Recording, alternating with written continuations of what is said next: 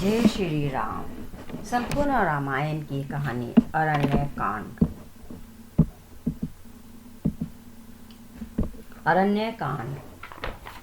अत्रि मुनि से विदा लेकर सीता और लक्ष्मण सहित राम लक्ष्मण की ओर एक घने वन में गए, जो दंडक वन के नाम से प्रसिद्ध था। दंडक वन में ऋषि मुनियों के आश्रम थे, जहाँ से वेदों के उच्चारण की ध्वनि स्वतः गूंजती रहती थी। वन में भांति भांति के वृक्ष तथा पशु पक्षी थे। वन में राक्षसों ने भी उत्पात मचा रखा था। वे ऋषि मुनियों के यज्ञ में बाधा डालते थे। ऋषि मुनियों को जब राम के आने का समाचार मिला तो वे बड़े प्रसन्न हुए। उन्होंने राम का स्वागत किया और अपना दुख कहा। राम ने उन्हें धीरज बंधाया। रात उन्होंने ऋषियों के साथ ही बिताई। विराट वध। अगले दिन प्रातः वे फिर चल पड़े। आगे जंगल और भी घना था। उस वन में विराट नामक एक विकट राक्षस रहता था। उसकी भुजाएं और शरीर बहुत विशाल था। राम लक्ष्मण के साथ सुंदर स्त्री को देखकर उसने सीता को अपनी लंबी बाहों में पकड़ लिया। राम लक्ष्मण ने क्रोध में आकर उस पर तीखे बाणों की बौछार कर दी। सीता को छोड़ विराट राम लक्ष्मण पर झपटा और उन्हें अपनी बाहों में पकड़ लिया। यह देखकर सीता चिल्लाने लगी। राम लक्ष्मण ने विराट के हाथों को मोड़कर तोड़ डाला और एक गहरा गड्ढा खोदकर विराट को उसमें जिंदा गाड़ दिया। वन में ऋषि मुनियों से श्री राम जी की भेंट। विराट का वध करने के पश्चात राम शरभंग ऋषि के आश्रम पहुंचे। राम के दर्शन करके शरभंग ऋषि ने स्वयं को धन्य समझा। उन्होंने आदर पूर्वक उनका सम्मान किया। राम को देखकर उनकी जन्म जन्मों की इच्छा पूर्ण हो गई। वे प्रेम बड़े वचन बोले, हे राम, आपके दर्शन करने के बाद मैं अब और कुछ नहीं देखना चाहता। इतना कहकर उन्होंने चलती चिता में प्रवेश कर अपनी देह त्याग दी। राम के आगमन की सूचना पाकर दंडक वन के अनेक ऋषि मुनि वहां जमा हो गए। उन्होंने राक्षसों के बढ़ते आतंक के बारे में राम को बताया तथा राक्षसों द्वारा मारे गए ऋषियों के कंकाल भी दिखाए। ऋषि मुनियों की ऐसी दशा देखकर राम की आंखों में आंसू आ गए। उन्होंने प्रण किया कि वे राक्षसों का नाश कर देंगे। इसके बाद राम अगस्त्य मुनि के शिष्य सुतृष्मन के आश्रम में पहुंचे। सुतृष्मन मुनि ने कंद मूल फल आदि से राम का सत्कार किया और राम को राक्षसों के अत्याचार के बारे में बताया। रात को तीनों ने ऋषि के आश्रम में ही विश्राम किया और प्रातः होते ही वे फिर चल पड़े। मार्ग में सीता जी ने राम को राक्षसों से बैर मोल न लेने की सलाह दी, पर राम ने यह कहकर उन्हें समझा लिया कि ऋषि मुनियों व शरणागतों की रक्षा करना उनका क्षत्रिय का धर्म है। इसी प्रकार वनों में घूमते हुए उन्होंने 10 वर्ष बिता दिए। एक बार वे फिर सुतृष्ण ऋषि के आश्रम में आए। सुतृष्ण ऋषि ने उन्हें अगस्त्य मुनि के तपोबल के विषय में बताते हुए कहा कि उनके कारण ऋषि मुनि इस दंडक वन में रहने का साहस कर पाए हैं। उन्होंने राम को सलाह दी कि वे अगस्त्य ऋषि से अवश्य मिलें। अगस्त्य ऋषि से भेंट। अगस्त्य ऋषि का आश्रम सुतृष्ण के आश्रम से 5 योजन की दूरी पर था। अगस्त्य ऋषि के आश्रम की ओर जाते हुए राम ने रास्ते में लक्ष्मण को ऋषि के बारे में बताया कि अगस्त्य ऋषि ने ही सर्वप्रथम विंध्याचल पार करके ऋषि मुनियों के लिए दक्षिण का मार्ग खोला। राक्षस उनसे भय खाते हैं और उन्हीं के भरोसे अनेक वर्ष ऋषि मुनि अब वहाँ आश्रम बनाकर रहते हैं। वनवास के बाकी वर्ष अब हम उन्हीं के आदेश अनुसार बिताएं। अगस्त्य ऋषि के आश्रम पहुंचकर राम, सीता और लक्ष्मण ने उन्हें प्रणाम किया। अगस्त्य ऋषि ने उन्हें देखकर बहुत प्रसन्न हुए। उन्होंने उनका भव्य स्वागत किया और कंद मूल फल खाने को दिए। उन्हें आशीर्वाद देते हुए ऋषि ने कहा, मैं आपकी शक्ति के बारे में जानता हूँ। मुझे विश्वास है कि यहाँ रहकर आप इस क्षेत्र को राक्षसों के भय से मुक्त कर देंगे, ताकि ऋषि मुनि निर्भय होकर यज्ञ आदि धार्मिक अनुष्ठान कर सकें। फिर उन्होंने राम को दिव्य अस्त्र शस्त्र प्रदान किए, जिनमें विष्णु से प्राप्त धनुष, ब्रह्मा से मिला अमोघ बाण, इंद्र से प्राप्त तरकश जो कभी बाणों से खाली नहीं होता था, तथा सोने की मुठ वाला एक खड्ग शामिल था। राम ने सहर्ष इन अस्त्रों को स्वीकार किया। तब ऋषि ने उन्हें गोदावरी नदी के तट पर स्थित पंचवटी नामक स्थान पर रहने का परामर्श दिया। वह स्थान उनके आश्रम से 2 योजन की दूरी पर था और प्राकृतिक सौंदर्य से परिपूर्ण था। पंचवटी जाते समय मार्ग में उनकी भेंट जटायु से हुई। जटायु एक विशालकाय गिद्ध था।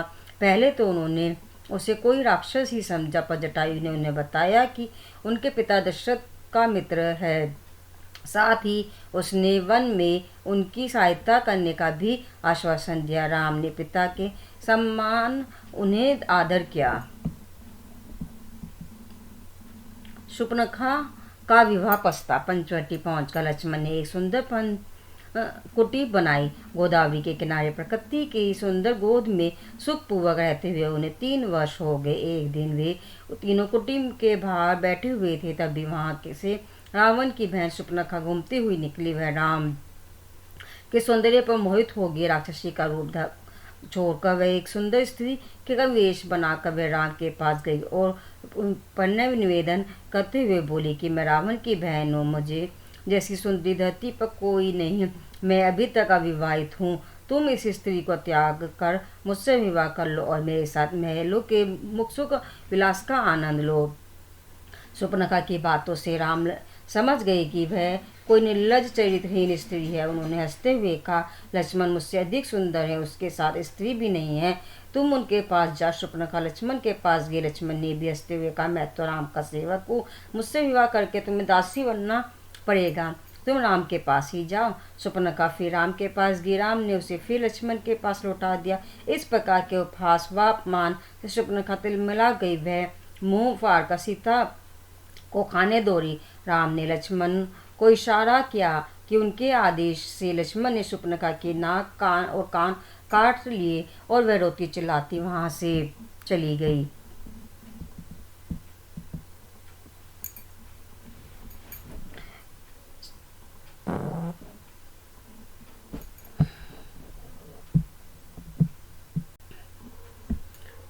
खर दूषण का वध। रावण के सौतेले भाई खर और दूषण रावण की आज्ञा से उस वन में प्रदेश में अपनी सेना के साथ रहते थे। शूर्पणखा रोती बिलखती अपने भाइयों के पास पहुंची। उसकी दशा देखकर तथा बातें सुनकर खर ने अपने कुछ सैनिक शूर्पणखा के साथ भेज दिए। राम ने उन सैनिकों को मार डाला। शूर्पणखा खर के पास आकर उसे बहुत बुरा भला कहने लगी। उत्तेजित होकर खर ने अपनी भारी सेना के साथ राम पर आक्रमण कर दिया।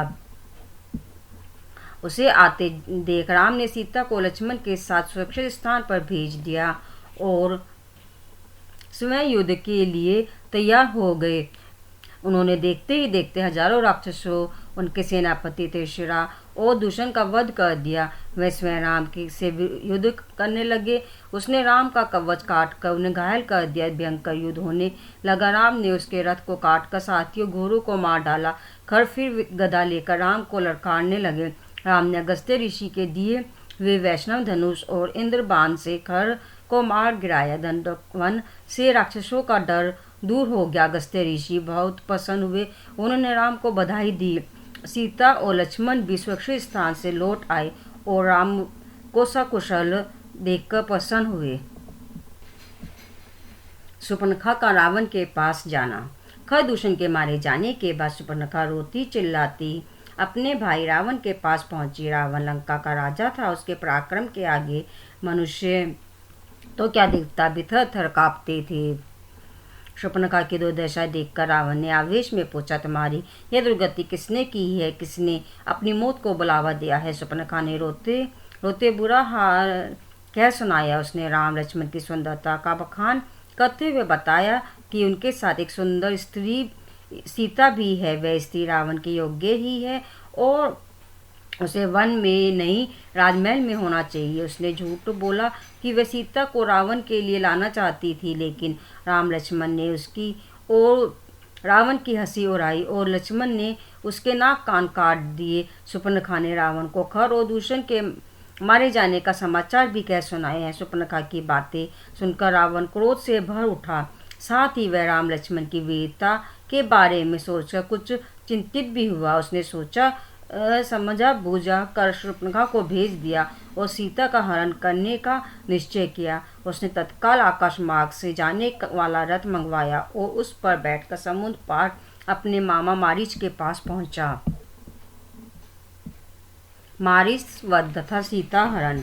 मारीच विश्वामित्र के आश्रम में राम के बाण की शक्ति से आहत होकर समुद्र के किनारे आ गिरा था। तब से वह वहीं तप कर रहा था। मारीच ने रावण को आदर सत्कार करने के बाद उससे आने का कारण पूछा। रावण ने उसे पूरी कहानी सुनाते हुए सीता हरण की योजना बताई और योजना को पूरा करने में उसकी मदद मांगी। रावण ने कहा, सीता को हर लाने पर राम अपनी पत्नी के वियोग में रो रो कर कमजोर हो जाएगा और तब मैं आसानी से उसे जीत लूंगा। तुम सोने का हिरण बनकर राम लक्ष्मण की कुटिया से दूर ले जाना, इस बीच में सीता का हरण कर लूंगा।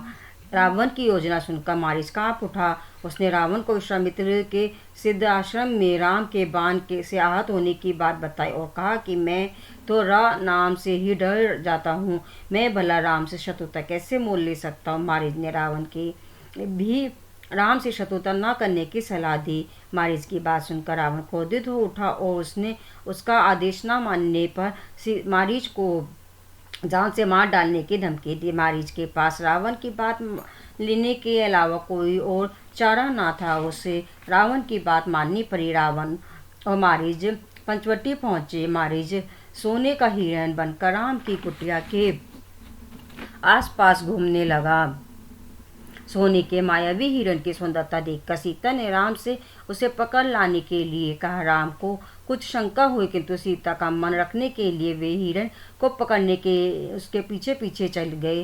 हिरण बना मारीच योजना के अनुसार राम को कुटिया से दूर ले गया। हिरण राम के हाथ आ ही नहीं रहा। उन्होंने हिरण का पर बाण चला दिया। बाण लगते ही मारीच असली रूप में आकर छटपटाने लगा और राम की आवाज़ में चिल्लाया, हाँ लक्ष्मण, मैं मरा, मुझे बचाओ। राम की आवाज़ सुनकर सीता उसे सत्य समझकर व्याकुल हो उठी और लक्ष्मण से बोली कि वह भाई की सहायता के लिए तुरंत जाए। लक्ष्मण ने सीता को बहुत समझाया कि यह एक धोखा है, भाई राम को कोई कुछ नहीं बिगाड़ सकता, आप उनकी चिंता ना करें, यह अवश्य राक्षसों की कोई चाल है। पर सीता ने लक्ष्मण की एक ना सुनी, उल्टी वे लक्ष्मण पर आरोप लगाने लगी कि वह भरत के साथ मिला हुआ है। सीता ने लक्ष्मण को ऐसी कठोर बात कही कि लक्ष्मण की उन पर बुरी नजर है। लक्ष्मण आहत होकर सीता को अकेला छोड़ राम की खोज में चल पड़े। झाड़ियों की ओट में छिपा रावण इसी अवसर की प्रतीक्षा में था। रावण साधु का वेश बनाकर वेद मंत्र बोलता हुआ सीता की कुटी के सामने भिक्षा मांगने पहुंच गया। सीता ने उसका उचित आदर सत्कार किया। तब रावण ने अपना परिचय देते हुए सीता से लंका चलने को कहा। सीता ने रावण को धिक्कारा और राम की वीरता का डर दिखाया। सीता पर अपनी बात का कोई असर होता न देखकर रावण ने बिना और वक्त गंवाए सीता को उठा लिया और अपने आकाश यान में बिठाकर लंका की ओर चल दिया। सीता जो जो से हाँ राम हाँ लक्ष्मण पकाते हुए रोने लगी। रोते रोते वह वन के हर वृक्ष, पहाड़, पशु पक्षी, नदी से पागलों की तरह भांति प्रार्थना कर रही थी कि वे राम को बता दें कि रावण उन्हें उठाकर ले गया है। जटायु से मुठभेड़ तथा सीता अशोक वाटिका में। पेड़ पर बैठे जटायु ने सीता की पुकार सुनी तो उन्हें बचाने के लिए उसने रावण पर आक्रमण कर दिया। अपने तीखे प्रहारों से जटायु ने रावण का कवच काट डाला और उसे घायल कर दिया। उसने रावण के धनुष बाण काट डाले और उसका रथ भी तोड़ फोड़ डाला। रावण ने तलवार निकालकर जटायु के पंख काट दिए। पंख कटते ही घायल जटायु धरती पर आ गिरा और रावण सीता को लेकर लंका की ओर चल दिया। मार्ग में सीता को एक पहाड़ की चोटी पर बैठे कुछ बंदर दिखाई दिए। सीता ने अपने कुछ आभूषण उतार कर कपड़े में बांधे और वह पोटली पर्वत की चोटी पर गिरा दी। लंका पहुंचकर रावण ने सीता को अपना राजमहल दिखाया और अपनी पटरानी बनने के लिए तरह तरह के प्रलोभन दिए। सीता ने रावण की तरफ देखा तक नहीं, वह उस कायर को धिक्कारती रही। हार कर रावण ने सीता को अशोक वाटिका में बंदी बना दिया और धमकी दी कि 1 वर्ष के भीतर उसने यदि उसकी बात नहीं मानी तो वह उसका वध कर देगा। सीता राम की याद में आंसू बहाकर अपने दिन काटने लगी। राम विरह और सीता की खोज। इधर मारीच को मारकर राम अपनी कुटिया की ओर लौट रहे थे तो उन्होंने लक्ष्मण को अपनी ओर आते देखा। मारीच के कपट पूर्ण व्यवहार का ध्यान कर उनका मन अनेक शंकाओं से भर उठा। उन्होंने लक्ष्मण को सीता को अकेले छोड़ा आने के लिए डांटा। लक्ष्मण ने सीता द्वारा कई गई बातें दोहरा कर अपनी विवशता बताई। राम ने कहा कि लक्ष्मण को फिर भी ऐसा नहीं करना चाहिए था। उन्होंने अपने मन का भय लक्ष्मण पर प्रकट कर दिया। उन्होंने लग रहा था कि सीता कुटी में नहीं मिलेगी। दोनों के लिए कुटी का रास्ता तय करना कठिन हो गया। शंकित हृदय में जब उन्होंने कुटिया में प्रवेश किया तो वहाँ गहरी खामोशी थी। सीता सीता कहकर पुकारने पर भी कोई उत्तर नहीं मिला तो राम को लगा कि अवश्य ही सीता को कोई चुरा कर ले गया है। व्याकुल हो वे सीता कोई इधर उधर खोलने लगे। सीता कहीं नहीं मिली। राम के नेत्रों से अश्रु बहने लगे। वे पागलों की भांति वन के पेड़ पौधे और पशु पक्षियों से सीता के विषय में पूछने लगे। सीता के वियोग में गोदावरी का सुंदर तट, पशु पक्षी, हरियाली सब कुछ उन्हें रुक देने वाला लग रहा था। दुखी होकर उन्होंने लक्ष्मण को अयोध्या लौट जाने के लिए कहा। राम ने कहा, मैं सीता के बिना नहीं रह सकता, मैं अपने प्राण त्याग दूंगा। लक्ष्मण तुम अयोध्या लौट जाओ। लक्ष्मण ने राम को धीरज बंधाया। वे सीता की खोज में दक्षिण दिशा की ओर बढ़े। थोड़ा आगे जाते ही उन्होंने स्त्री के पैरों के निशान दिखाई पड़े। वहाँ टूटा हुआ कवच, यान का टूटा हिस्सा और धनुष बाण टूटे हुए थे। उन्हें लगा कि अवश्य ही यहाँ कोई युद्ध हुआ होगा। तभी उन्हें खून के लथपथ अंतिम सांसें लेता हुआ जटायु दिखाई पड़ा। कराते हुए जटायु ने उन्हें रावण द्वारा सीता को उठा ले जाने के बारे में बताया। उसने दुख प्रकट किया कि वह सीता को बचा नहीं पाया। राम जटायु की यह विवश दशा देखकर भावुक हो उठे। जटायु ने उसी समय प्राण दे दिए। राम ने उसे गोद में उठा लिए और शोक करने लगे। राम ने लक्ष्मण से कहा, लक्ष्मण, यह हमारे पिता के मित्र थे। इन्होंने सीता की रक्षा के लिए अपने प्राण दे दिए। तुम जंगल से लकड़ियाँ इकट्ठी कर लो और हम दोनों इनका दाह संस्कार करेंगे। कबंध वंद और शबरी से भेंट। जटायु का दाह संस्कार करके राम लक्ष्मण आगे बढ़े। तभी कंबन नामक विशालकाय राक्षस ने, जिसका सिर ही नहीं था, उसका रास्ता रोक लिया। वह भूखा था और उन दोनों को अपना भोजन बनाना चाहता था। उसने दोनों को अपनी एक एक भुजा में उठा लिया। राम लक्ष्मण ने अपनी तलवारों से उसकी भुजाएं काट डाली। वह पीड़ा से छटपटाते हुए धरती पर गिर पड़ा। राम के छूने से उसे शाप से मुक्ति मिल गई थी। उसने राम लक्ष्मण से उनका परिचय जानकर प्रार्थना की कि वे उसका दाह संस्कार कर दे। मरते मरते कंबन ने बताया कि एक ऋषि के शाप से वह राक्षस बन गया और इंद्र के वज्र की चोट से उसका सिर उसके देह में घुस गया था। इसी कारण से उसका नाम कंबंध था। कंबंध ने राम को सीता की खोज के लिए ऋषिमुख पर्वत पर रहने वाले सुग्रीव से मिलने की सलाह दी। उसने राम से पंपा सरोवर के निकट मंतक ऋषि के आश्रम में रहने वाली शबरी से मिलने का भी अनुरोध किया। कंबंध की इच्छा अनुसार उसका दाह संस्कार करके राम लक्ष्मण मंतक ऋषि के आश्रम में पहुंचे। मंतक ऋषि के आश्रम में शबरी राम की प्रतीक्षा में आंखें बिछाए बैठी थी।